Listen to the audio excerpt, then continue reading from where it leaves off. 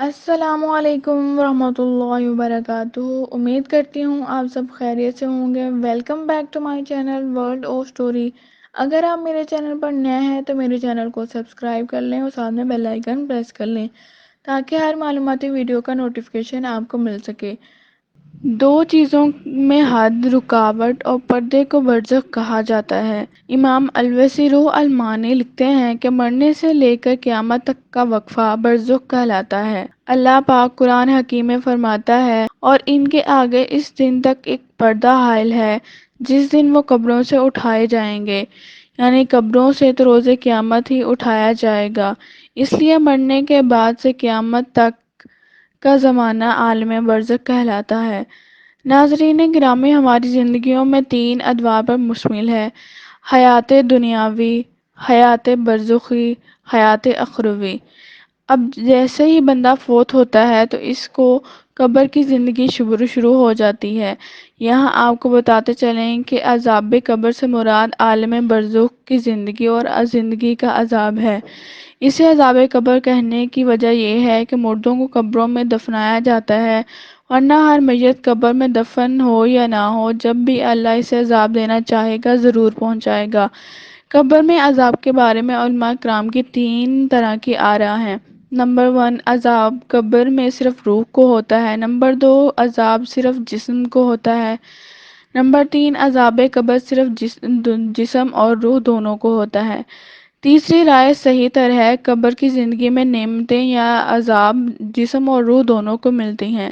روح کے ساتھ ساتھ جسم کو بھی عذاب و ثواب اس لیے ہوتا ہے کہ روح اور جسم کے درمیان ایک معنوی تعلق ہے۔ اس تعلق کے سبب روح پرواز ہونے کے بعد والی کیفیات جسم کو محسوس ہوتی ہیں۔ عذاب و ثواب قبر کے لیے بدن کا سلامت ہونا ضروری ہے۔ جسم گل سڑ جائے، آگ میں جلا دیا جائے، سمندر میں غرقاب کر دیا جائے، پرندوں کے پیٹ میں چلا جائے، روح کا جسم کے ساتھ تعلق ہونے کے سبب ان تمام صورتوں میں بھی جسم پر اثرات مرتب ہوتے ہیں۔ علامہ جلال الدین سیوطی شرح صدد میں اور علامہ ابن قیم الروح میں فرماتے ہیں کہ برزخ کا عذاب جسم اور روح دونوں کو ہوتا ہے۔ قرآن مجید نے فرعونیوں کے عذاب قبر یعنی عالم برزخ کے عذاب کا تذکرہ کرتے ہوئے وہ فرمایا ہے، پھر اللہ نے ان لوگوں کو برائیوں سے بچا لیا جن کی وہ تدبیر کر رہے تھے، اور آل فرعون کو برے عذاب نے گھیر لیا۔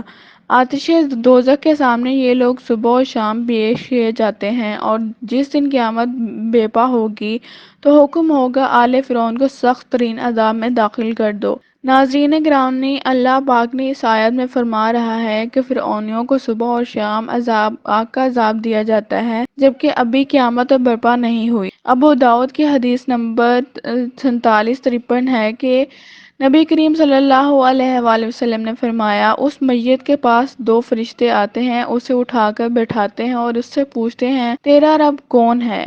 وہ جواب دیتا ہے، اللہ میرا رب ہے۔ فرشتے اس سے سوال کرتے ہیں، تیرا دین کیا ہے؟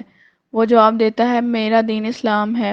فرشتے اس سے پوچھتے ہیں، یہ شخص حضرت محمد صلی اللہ علیہ وآلہ وسلم جو تمہارے درمیان مبعوث ہوئے ہیں وہ کون ہے؟ وہ جواب دیتا ہے، وہ اللہ کے رسول صلی اللہ علیہ وآلہ وسلم ہے۔ فرشتے اس سے پوچھتے ہیں، تجھے یہ کیسے معلوم ہوا؟ وہ جواب دیتا ہے کہ میں نے اللہ تعالیٰ کی کتاب قرآن مجید پڑھی، لہٰذا میں نے آپ صلی اللہ علیہ وآلہ وسلم پر ایمان لایا اور آپ صلی اللہ علیہ وآلہ وسلم کی تصدیق کی۔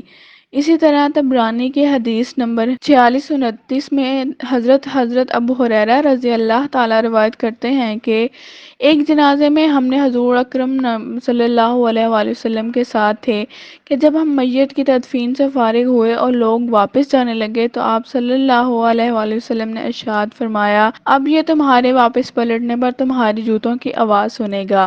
اس کے پاس منکر اور نکیر آئیں گے جس کی آنکھیں تانبے کے دیگچے کی برابر ہوں گی، دانت گائے کے سینگ کی طرح کے ہوں گے اور ان کی آواز بجلی کی طرح گرجسار ہوگی، اور دونوں اس کو بٹھائیں گے اور پوچھیں گے، کس کی عبادت کرتے تھے تمہارا نبی کون تھا؟ اگر وہ اللہ تعالیٰ کی عبادت گزار بندوں میں سے تو ہوا تو وہ کہے گا، میں اللہ تعالیٰ کی عبادت کرتا تھا اور میرے نبی حضرت محمد صلی اللہ علیہ وآلہ وسلم ہیں۔ جو اللہ تعالیٰ کی نشانیاں لے کر ہمارے پاس آئے ہیں، بس ہم ایمان لے آئے اور ہم ان کے اتباع کرتے ہیں۔ بس اللہ تعالیٰ کا یہ فرمان اسی بارے میں ہے کہ اللہ تعالیٰ ایمان والوں کو اس مضبوط بات کی برکت سے دینی زندگی میں بھی ثابت قدم رکھتا ہے اور آخرت میں بھی۔ اسے کہا جائے گا تو یقین کے ساتھ زندہ رہا، اسی پر تمہاری موت ہوئی اور اسی پر تمہیں روز قیامت اٹھاؤ جائے گے، پھر اس کے لیے جنت کی طرف اشارہ کر کے اس کے لیے دروازہ کھول دیا جاتا ہے اور اس کی قبر کو کشادہ کر دیا جاتا ہے۔ اگر وہ اہل شک یعنی منافقین میں سے ہو تو اس کے سوالوں کا جواب میں کہتا ہے کہ میں نہیں جانتا، میں نے کچھ لوگوں کو کچھ کہتے سنا، میں نے بھی وہی کیا۔ اس سے کہا جائے گا تو شک پر زندہ رہا، اس پر تمہاری موت ہوئی اور اسی روز سے قیامت نہیں تمہیں اٹھایا جائے گا، پھر اس کے لیے دوزخ کے دروازے کھول دیے جائیں گے، اس پر بچھو اور سام مسلط کر دیے جائیں گے۔ اگر ان میں سے کوئی ایک بھی زمین پر پھونک مارے گا تو زمین کے تمام نباتات جل کر راکھ ہو جائیں گے، پھر زمین کو حکم دیا جاتا ہے اور وہ سکڑ جاتی ہے، حتیٰ کہ اس کے دونوں پہلو ایک دوسرے میں دھنس سکتے ہیں۔ مسلم کی حدیث میں حضرت زید بن ثابت رضی اللہ تعالیٰ عنہ فرماتے ہیں کہ وہ کہتے ہیں کہ ہم نبی کریم صلی اللہ علیہ وآلہ وسلم کے ساتھ بنو نجار کے ایک باغ میں تھے کہ آپ اپنے خچر پر سوار تھے کہ اچانک خچر بھٹکنے لگا، قریب تھا کہ وہ اپنے آپ کو گرا دیتا۔ ہمیں وہاں کچھ قبریں نظر آنے لگیں، آپ نے پوچھا ان قبر والوں میں سے تم میں سے کوئی جانتا ہے؟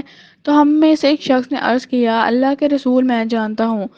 آپ نے پوچھا بتاؤ یہ کب فوت ہوئے تھے؟ اس نے کہا کہ شرک کی حالت میں ہی مر گئے تھے۔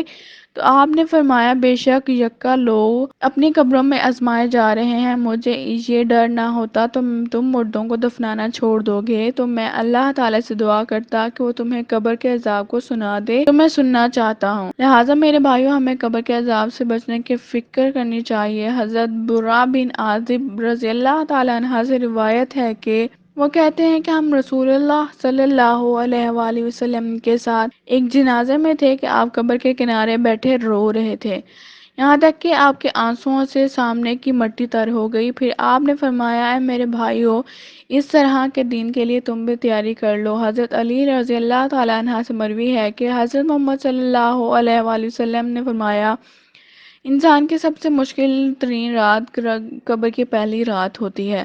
اگر بندے کو قبر میں نہ دفنایا جائے، اس کو باہر ہی جلا دیا جائے، ویسے ہی پڑا رہنے دیا جائے، تو اس کو جہاں بھی جلایا جائے گا اس کا اعمال نامے کا حساب وہیں ہوگا اور آسمانوں کی طرف بھیج دیا جائے گا۔ جب ان کو آسمان کی طرف بھیجا جائے گا تو اس کے سوال کیے جائیں گے تو کون ہے، کہاں سے آیا ہے، اس کو آسمان کے دروازے سے داخل نہیں ہونے دیا جائے گا۔